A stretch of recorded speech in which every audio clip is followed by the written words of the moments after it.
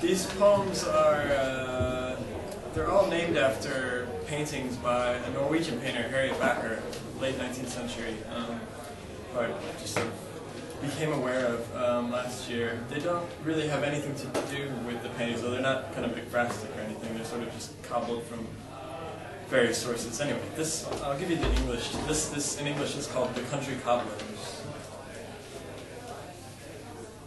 You cried when born, then laughed. When you opened your mouth, it was as if the world were singing.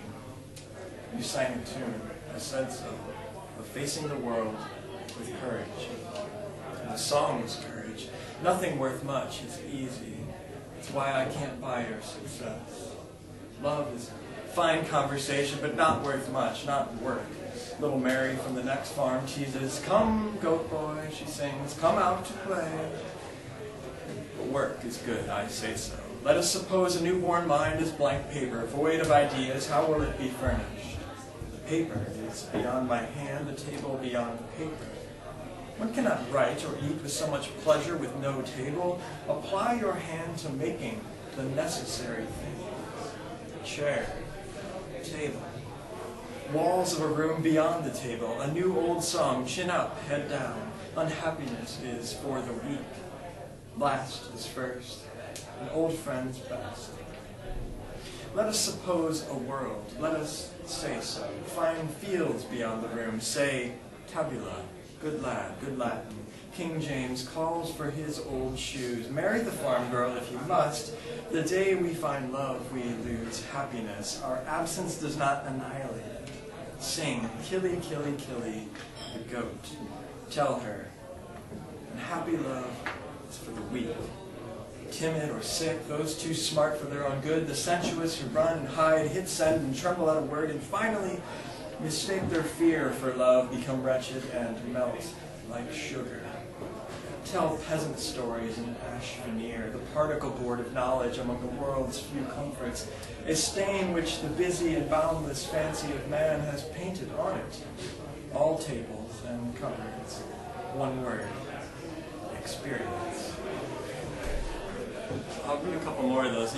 It's all about tables, if you sort of pick that up. They're all interiors, these paintings, which I found really interesting because I guess I think of Norway, I think of the outdoors and the landscapes and the fjords and the trees and things, but because the light is different, the interiors were different as well. So I'll read a couple more. This one is called Solitude in English and in the original painting. And now you've sought solitude to gather your thoughts towards fulfillment of these duties. 1. Take this book, this lifelong withheld scream. He is dead, and what might have been. I might have never written a line. It would have all gone into loving you. There is no state of mind in which we are directly writing of table/love. All our writing of table/love is really a writing of truths.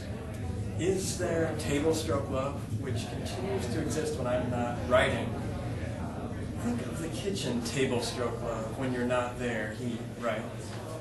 1. Is there a real table/love at all? If so, what sort of object can it be? If the page completely hides the table/love, we derive no truth from it. Therefore, if the table/love were mere truth, it would cease to exist. The page would be suspended in air, resting by miracle where the table/love was. 2. She pulled the white shawl over her head like a burial cloth. You love me? Yes. I was mistaken. It is wrong, a terrible wrong. What can be bought and sold and pushed about and have a cloth laid on it and so on cannot be mere yes/no. I mistook myself. Yes. He loves me. Yes. You shouldn't have upset me. No. I belong to him. No. I will make his house. Yes.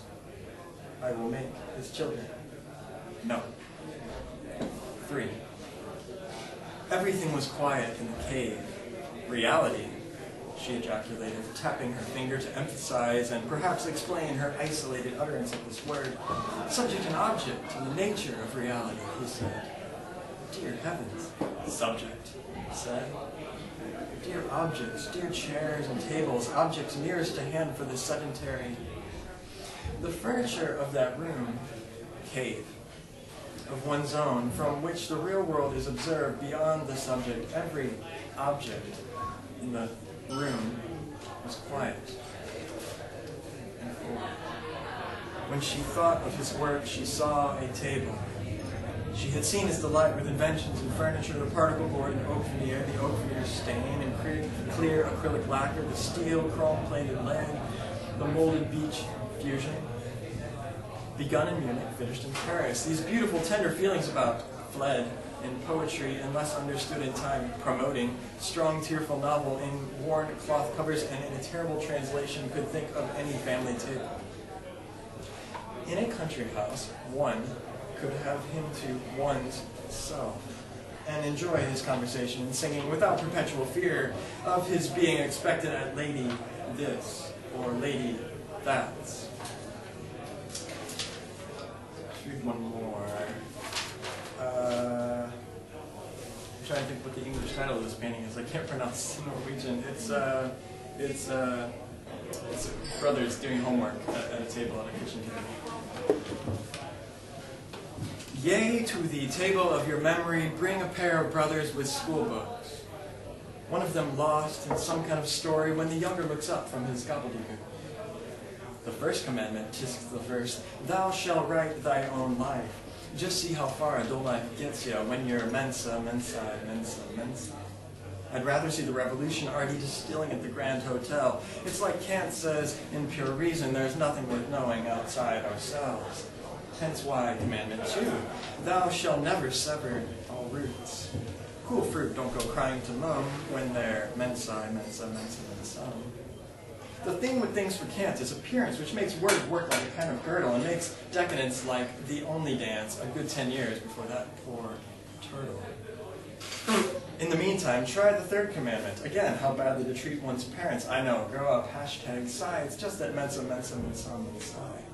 Besides, their fourth rule is now pure Google. Do no evil for less than a fiver. If your fugue poem sounds more fungal than frugal, it might just be that your scrivener's a skiver. It's the fifth that seems more fitter for Twitter. Thou shalt hate all traditionalists, especially Franzen. A bit of harmless hipster harum scarum for the mensa, mensa, mensa, mensarum. Do we study just to raise some bread or at the very yeast break unleavened?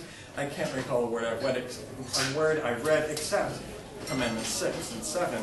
Thou shalt not, 6, wear fur, nor 7, create a stir for publicly funded art. The smart ones carry a spare release for mensarum and sas, mensai, mensis. The gift is marriage. The gift is poison. Either way, demand equality. It's not as if I speak Norwegian or get off on mere technicalities. Which brings me to my favorite commandment, thou shalt never repent. A long time never, like your PhD at SOAS on the hegemony of mensis, mensai, mensai, mensas. Who knows what their last command meant? But weren't they clever to have less than 10? Will it hurt if this pencil pierces my hand? Why write thy own life in order to end it? It's easier to write about politics than to make a decent pair of shoes. But you'll get used to swapping sense, sex, gender, or mensa for mensa.